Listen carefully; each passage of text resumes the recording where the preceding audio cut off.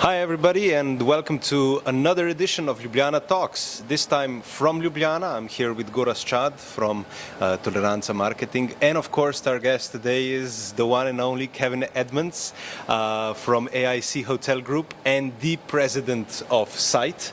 And we're going to be talking about Site coming to Ljubljana for a couple of days. So Kevin, thank you very much for coming. Thanks for having me. I'm excited to be here. This is my first time in Slovenia, and we're really looking forward to this event. It's been incredible so far. I've been here for 24 hours, but top notch so far.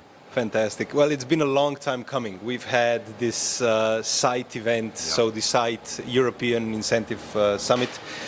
It's been a long time in the making. Yeah, I mean, obviously with COVID and different things that have happened, we were here with an event a few years ago. It was an executive summit back, gosh, it was probably 5 or 6 years ago, maybe 5 at this point. And knowing that Slovenia was an incentive destination and emerging, really coming out and becoming an emerging destination for incentive travel, and then now bringing this event back, which was always a goal. Start with some type of smaller meeting, test the waters, look at Slovenia as a whole, and then now we're here with a bigger event, which is fantastic for buyers and suppliers, especially buyers from all over Europe, but then suppliers from, frankly, all over the world. So it's a great time to be here in July. And what defines the great incentive destination, by your opinion? Obviously, great lift. You need some type of airlift to get in here to make sure that it's accessible from frankly all over the world, but have connections. Obviously coming into Europe, I flew through Heathrow, but there's other ones that have flown through Brussels and Air France, and I know there's been many others. But it's really about, it's not just about the 4 walls of a hotel. You can go anywhere and be in a hotel and put on a meeting, but to put on an incentive trip, you have to have a character in the city wherever you are. You have to have activities of some sort that really, again, pull on the emotional heartstrings in the sense of a positive way for these attendees. Because for an incentive trip, it could be the first time that these people are on an airplane. The first stamp in a passport. They've earned this trip because they sold something at their company, and they're award winners, and we want to treat them like award winners. And what better place than something like Slovenia? And what kind of activities are now popular, by your opinion? So what is cool now at this particular moment? That's such a great question. I really think it's about learning the destinations. So before, I say prior to the pandemic, you would pick a city, then you would grab onto a hotel, and then you'd get Lyft, and then you get a DMC. Now it's about finding what activities and what CSR projects, getting in with the local crowd, being a part of it. Not in a cheesy way, in a way that engulfs you in the destination. Because everybody has great pictures and great PowerPoint presentations and videos, but until you experience a destination and live the destination, that's where it all sinks in. So yeah, it's really about getting yourself into the destination, and that's where a DMC has been so important, that they have probably taken from being one of the last things considered in an incentive program to one of the first. Because groups are, again, just not using the ballrooms anymore. They're really getting outside the city, using venues that are not typical to that are just not, they're not hotel ballrooms all the time. They could use restaurants, they could use stadiums, arenas, libraries, museums, all different types of things to have a meeting and an award ceremony or a gala. It's such a great point you're making, because we started organizing this particular event in the time of COVID. It was postponed a couple of times. Yeah, a couple times, yeah. And we started actually planning this from day one with the DMCs. We have two really good DMCs with us, so Liberty Adriatic, one of them, and Intours DMC, and they're both coming together. So even 2 DMCs working on such a project together. I think this kind of sends out the message that there is a very professional, community built in the destination. I think there has to be, right? There has to be that. It's not about competition. It's about there's enough business to go around and sharing, and especially with something like Site, when you have associations, trade associations that come in and do an event like this, it's really a lot of destinations that we're seeing. We were just in Zimbabwe a few weeks ago with an executive summit, which we go into an executive summit like we did here many years ago, into emerging or re-emerging destinations. And it was really talking to them about the industry as a whole, the incentive industry, working together rather than worrying about competition and pricing and different things. To put an event on like this, you need to work together across the aisle or across the spectrum of whatever you're in. If you have two DMCs doing it, share the load. How can we do this? It's so important, and I think what is a very interesting example is that the market really opened up for a new level of basically clients. Once we started getting hotels, we are now in the Intercontinental today, which I think has really opened up our market to a new crowd, basically, and I think that's very important as well. So how do you see we are now back in full power, back in the organization of incentives. What would you say are now the main trends for incentives? I think going back to one of the original questions was really talking about destinations that aren't as mainstream anymore. No, I'm sorry, take that back. It's really about destinations that might not be what they've typically gone to. I think during COVID and things, you were able to go to destinations, someone that, let's say from the US, I'll take a North American client, let's say, that they would usually go to the Baltic and do certain activities and events there. They were being cautious, so they were staying closer to home. Now I think the trend is, we're here in 2023, we're moving to 2024, that it's becoming, they're booking further out, but they're booking the destinations now that are starting to reemerge. They want to open the eyes up of their people and really experience destinations that they haven't before, or that they might not take their own vacation to. This is their opportunity to do something so different and really make that wow factor. And the reason why they want to do that wow factor is, why do we do incentives? What is the business case for incentive travel? It's really about creating the ROI, the return on investment and the return on engagement within your own company. So then you come back to the office, you were with those 30 or 100 people, and now you have this bond. We went to Slovenia. We did this, we did this, we did this. Remember that? Again, I speak back to, we were just in Zimbabwe. I just said that a minute ago. We did a gorge. We jumped off the gorge in the Victoria Falls and did a swing, and it's 70-meter free fall drop. And it's like one of those things, like you are going to know who you were with and where you were when you did that and how you did it. And that's the purpose of incentive travel. Yeah, amazing. We mentioned Corona several times. Yeah. Well, what did we learn from Corona to make this industry better, more sustainable, and so on? We will talk a lot about that in the following days. Yeah, I think obviously sustainability is a huge trend, but it's not a trend that is a fad. And when I say fad, I mean something that is here for a second and is going to leave. I think sustainability has proved that, especially in Slovenia, that it is a stamp of what's going to happen moving forward. Like this is my kids like to call it, it's a have to. It's not a choice anymore. Yeah. And that's where, it's absolutely agree. It has to be, and so it's, with air travel, well, obviously with carbon emissions, things of that nature, but it's little things that we can change. You don't have to advertise it to be popular. That's not the point of it. It's to look internally, okay, what are we doing? What can we change to make that small adjustment? And if everybody made small adjustments... Sorry to interrupt. Do we have time for small adjustments, or we need to think bigger? I 100% agree. I think for me personally is too many people try to go too big and they do it once and then they don't do it again. So it's either, I would rather see everybody make small adjustments that lead to bigger and bigger and bigger. I think what happens is some companies and some people want to make a drastic change, and then they do it once and they kind of walk away. Yeah. And that's not the answer. The answer is sustainable change. Like, how can you consistently do that over time to then in 40 years look back and say, okay, we affected change. Not on a hotel, not on a destination, but on our environment and our globe as a whole. Well, we are preaching in Ljubljana a lot and talking a lot about regenerative effects of what we are doing, and this is beyond just carbon footprint. And we need to open also this debate. For example, what you said before, when happy people come back to the office after the incentive trip, of course. how can you measure that happiness? So this is almost impossible, you know. So basically, this is beyond the carbon footprint, and we need to open also this part of the story, which is beyond just carbon footprint. Yeah, you're exactly right in that. I guess the return, what you're speaking about is the return on engagement. How can you measure that? How can you prove that to your bosses and to the people, the stakeholders, let's say? But what's important is like, what I try to, I guess, press upon my team and my company that I work with is it's not about, if you walk into a trade show, how many times do you walk into a trade show and you get an RFP right there, and you don't? It doesn't happen as much anymore. Always. Yeah, exactly.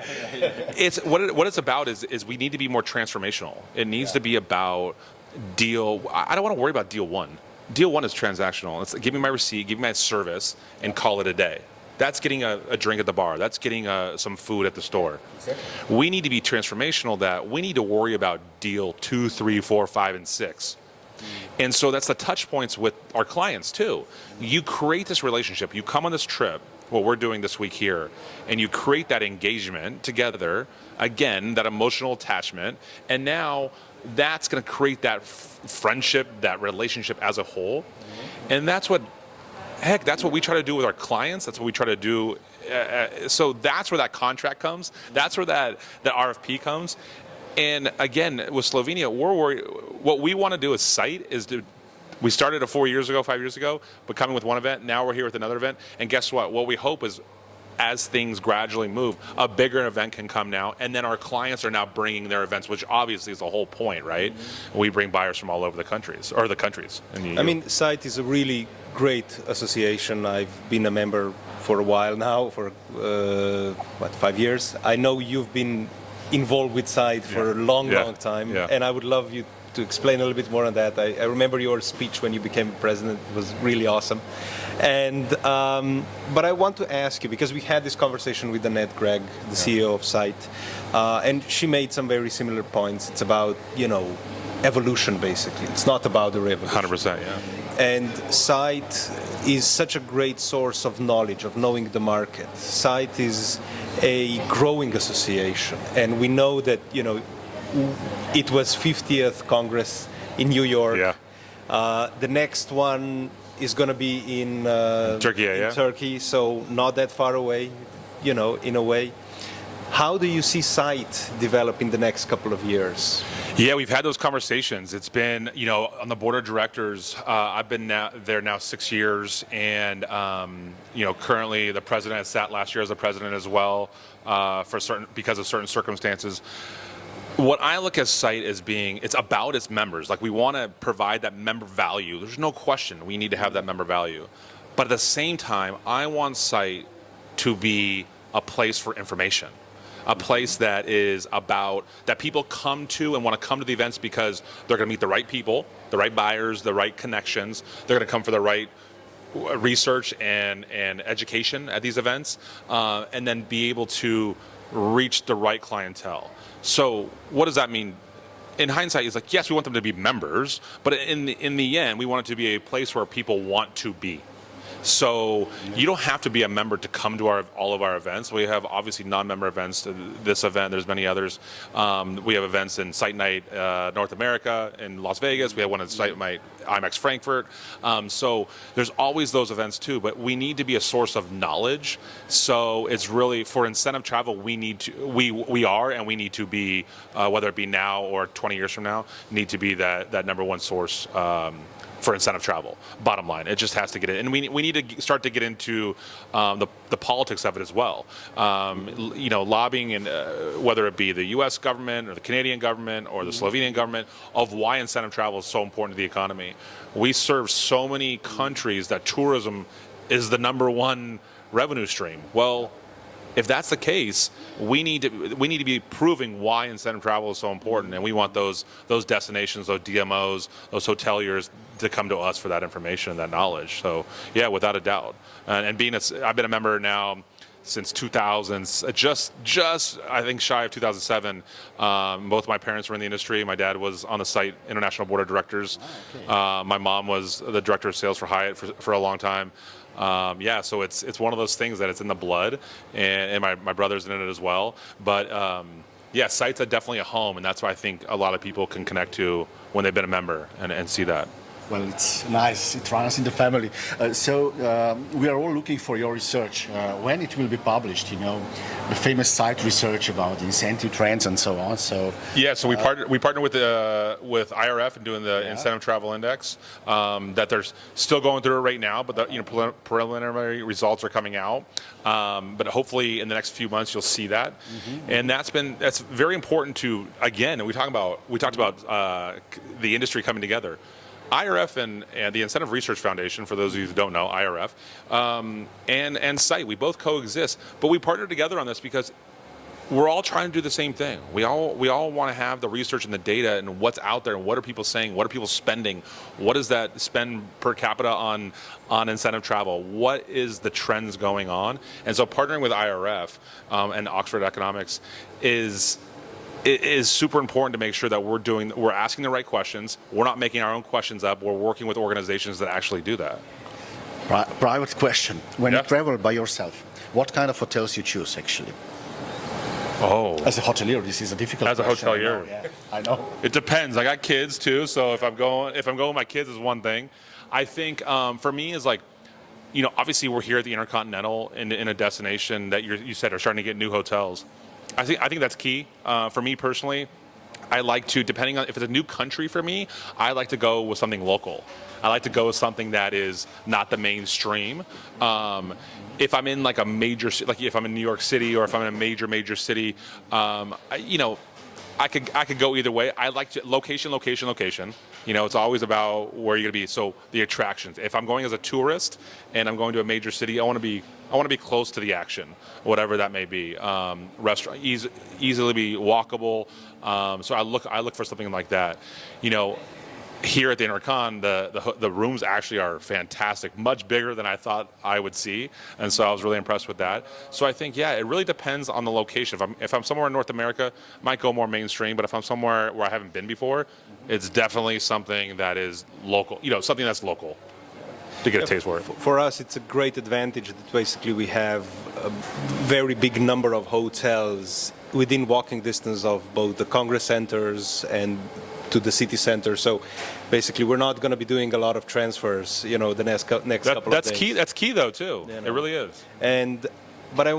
Because we're going now a little bit off the topic, let's say, of the site, you are also involved with the Above and Beyond Foundation. Yes. Could you tell us and to our listeners a little bit more? Yeah, so the Above and Beyond Foundation is an organization that it really grants and awards the people that are behind the curtain, right? It could be the barista at the coffee shop. It could be the housekeeper that's taking care of your room. It could be the front desk person that's checking you in. It's really about the people that make our events happen. So it's not necessarily the group sales manager, or it's not necessarily a GM or a hotel sales director. It's really about the people that are working day in and day out that produce these events. And so we've been all over the world giving away grants as high as $10,000 to some, and then it ranges. In COVID, we adjusted a little bit to make sure that we could reach more.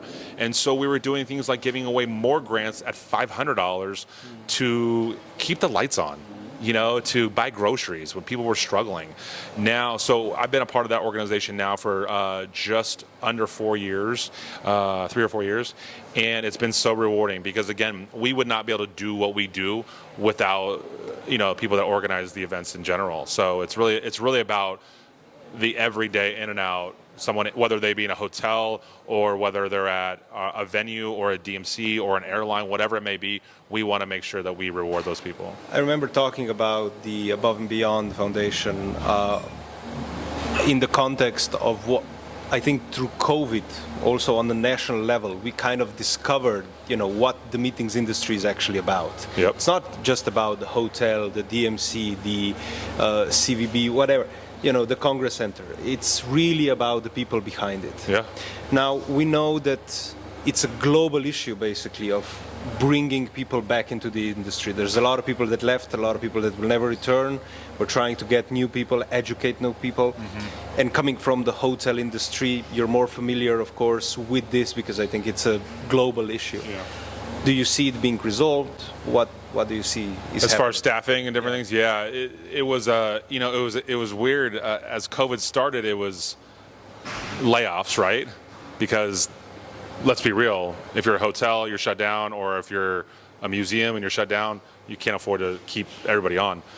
But so it was a layoff situation. Then it was they call it the Great Resignation, and people started just saying, like, you know what, I'm gonna leave. I'm gonna go to a different industry. This was their chance to pivot and move to something different. Now that things are back, some countries and some locations are slower than others. I felt like Canada had their doors closed for a long time.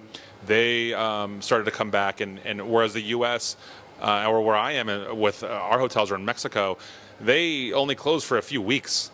So staffing, they had a great resignation and movement, but then it was hard to get staffing back to 100%. So to have hotels operate at 100% occupancy was actually difficult because you didn't have the staff to actually produce that. So I think it's coming back now. It's going to be, the bodies will be there. It's going to be the service levels. So I think the challenge is going to be, or has been, I think it's improving every day, is on the very luxury end, because that you're paying that fine dollar or high-end value. You expect high-end value service and food quality and different things.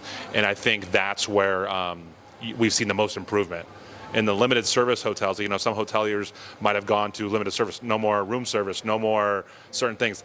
That might have adjusted for a pocketbook situation. But yeah, I think it's the higher end hotels that are properties that you have seen the biggest now jump probably in the last, probably year or so that have increased in value just because their people are coming back, they're getting them trained correctly as well. So hopefully that's back running full force at this point, yeah. You already touched some of the points about hotels and the trends. Yeah. But what wakes you up at night, as a hotelier actually? What is your biggest concern on a daily basis? Yeah, the business. What's shifted in this past year or past 3 years has been the diversity now of types of clientele in the hotel, meaning clientele in the hotel. So what I mean by that is groups, you could have buyouts, you could have certain things. Now, in certain countries, leisure travel did so well during COVID and coming out of it that companies, corporate companies weren't taking the liability yet to run as a group.